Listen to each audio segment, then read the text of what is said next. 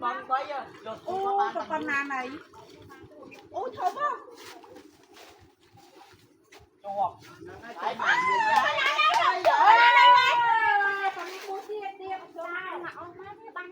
Đấy, nè gà cái con stung đại với con na nói cái lỗ gà tùng đại chắc thấy mâm mâm nhưng anh ban thấy đấy con xì cái plei mà ngày đó có tùng vâng vâng không ta ban được kia nhá vâng đại quay đẩy ông đi cho ấy cầm cái phần ông mau ấy